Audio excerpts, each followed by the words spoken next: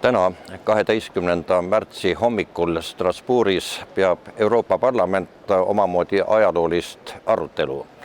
Selle tiitel on Vene invasioon Ukrainasse. Tiitlid, sõnad, mis meenutavad möödunud sajandit ja väga paljud on viidanud 1930. aastaile, mil Hitler teostas agressiooni Euroopas, tükeldades ja liites ühe riigi teise järel. Euroopa Parlament ja Euroopa Liit on kindlasti ka ajaloolisel valikukohal. Kuidas reageerida, kuidas peatada president Putini edasine agressioon ja mis kõige tähtsam, millist hinda sellest maksta. Peatamine on võimalik ja nagu ütles Julia Timošenko Euroopa Rahvapartei kongressil Dublinis paar päeva tagasi, Putinit on võimalik peatada siis, kui ta teab, kui kaugele teda kavatsetakse lasta, kui tõsiselt tema käitumisse suhtutakse. Üks esimesi ettepanekuid on kahtlemata see, et me ei saa rääkida tõsiselt enam strateegilisest partnerlusest, mis tähendab jagatud väärtusi. Härra Putin on ennast näidanud agressorina ja valetajana.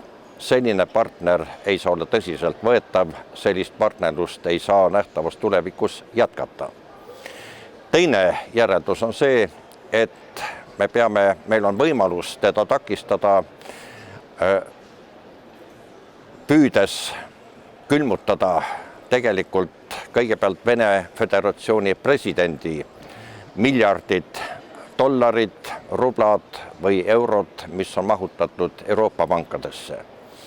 Sellest tuleb peale hakata, see on valus majandushuvidele, aga see on võimalik ja see on tõsine argument. Kolmas argument on tingimusteta relvakaubanduse peatamine Venemaaga. On huvitav praegu teada saada, kui suurel määral suured Euroopa riigid, Prantsusmaa, Saksamaa müüvad relvi Venemaale, aga moraalselt täiesti vastuvõetamatu on Prantsusmaa käitumine, kelle 2 supermoodsat Mistral rünnaklaeva on just valmis saanud ja paari nädala pärast võidakse nad toimetada Venemaale. Mistralid, mis on määratud dessantideks, üks Mistral kannab nimetust Sevastopol, teist saab kasutada näiteks Eesti ründamiseks ja okupeerimiseks läänest, mere poolt. Selline relvakaubandus õõnestab täielikult Euroopa Liidu usaldusväärsust, kui ühe suupoolega mõistetakse hukka Venemaa agressioon, teisega aga toimetatakse talle uusi moodsaid sõjapidamisvahendeid. Ja neljas järeldus on see, et Euroopa Liit peab otsustavalt tingimusteta hukka mõistma Venemaa enesesiliku doktriini, mis lehkab rassismi järgi, nimelt õigustus kaitsta jõuga niinimetatud kaasmaalasi kõikjal Venemaa piiride taga. See on ju teoreetiline alus Venemaa käitumisele, agressiivsele käitumisele, mis võib väga hästi tabada ka Baltimaid, kui seda ei peatata Ukrainas või Moldovas.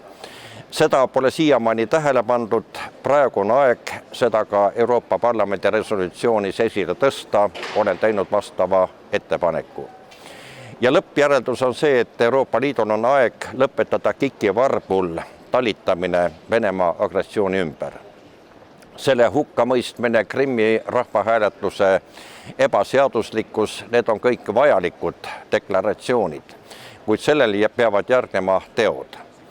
Euroopa Liidul peaks olema pisut piinlik, kui tema tohutu majandusliku ja poliitilise potentsiaali juures ta lubab Putinil käituda endaga just nii, piirduda ainult deklaratsioonidega.